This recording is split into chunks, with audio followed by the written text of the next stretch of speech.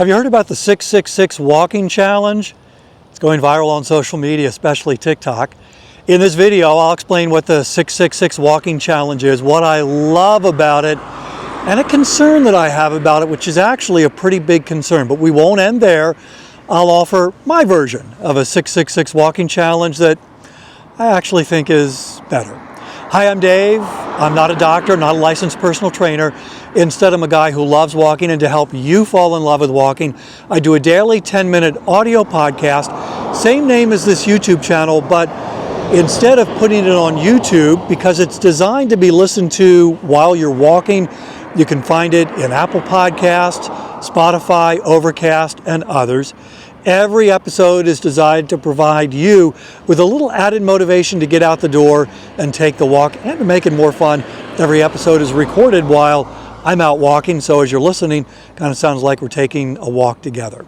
So the 666 walking challenge, very simply, is this: a 60-minute walk at either 6 a.m. or 6 p.m. with a 6-minute warm-up and a 6-minute cool-down 3 days a week. Here's what I love. Number one, anything that encourages folks to get out and walk more, I think is a great thing.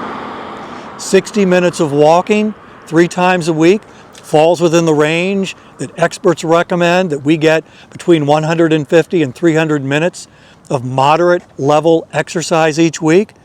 And if you're walking at 3 to 4 miles an hour, that's considered moderate intensity. And 60 minutes 3 times a week, it's 180 minutes, so check that box. And when you do that, you're lowering the risk of an early death, lowering the risk of things that could lead to an early death: heart disease, so heart attack, stroke, type 2 diabetes, dementia. Walking is a great way to calm anxiety, to manage stress. And if you're concerned about weight, you want to lose weight, walking can be an important part of a weight loss program. I love the 6 a.m. or 6 p.m. component of this challenge. One of the things that I've learned over the years, that if I don't schedule my exercise, if I'm not intentional and proactive about fitness, it's probably not going to happen. So focusing on getting it scheduled, 6 a.m. or 6 p.m., I love that. Now, it's personal preference. I would pick the 6 a.m. because I tend to have greater control over my morning than I do my late afternoon, early evening. And then the other thing is, when I get to the end of the day, I don't know that I've got a whole lot of motivation to go out for a 60-minute walk. But personal preference, 6 a.m. or 6 p.m. The 6-minute warm-up and the 6-minute cool-down, here's where I'm a little outside my lane, because I'm not a licensed personal trainer, and I will tell you I do a lot of walking, but I don't add in a warm-up and a cool-down component to my walks. But I love the mindset behind this, because that's what we do when we exercise.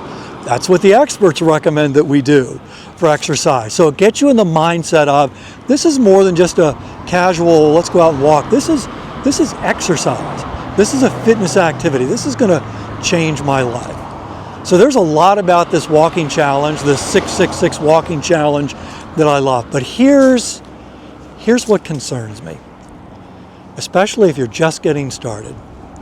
60 minutes is a long walk. And I'm concerned that a 60-minute walk to get started is not sustainable for a lot of people. And I'll even say most people. It's kind of like the whole idea of New Year's resolutions, New Year's goals. We're really excited at the beginning, and we set those resolutions, those goals big because we want to change our lives. And a walking habit certainly could change your life. But 60 minutes after the first couple of weeks, after that initial excitement wears off, it's going to be hard to find the motivation to keep going, to sustain that level of activity at the beginning. So here's the 666 walking challenge that I recommend. Instead of a 60-minute walk, let's make it a 10-minute walk. I love the 6 a.m. or 6 p.m. component, so we'll keep that. That's the first 6. Instead of 3 days a week, let's make it 6 days a week, because it's that daily repetition that really increases the chances of creating a habit that lasts. And because it's just a 10-minute walk, most of us, on most days, can find the energy and the motivation to get out the door and take a 10-minute walk. And the last 6, we're going to make this commitment for 6 weeks. Again, this increases the chances that you're going to create a habit that lasts. Because the reality is, 60 minutes of walking 3 days a week for just a handful of weeks isn't really going to change your life. But a daily habit of walking that lasts for months and years, that's going to change your life.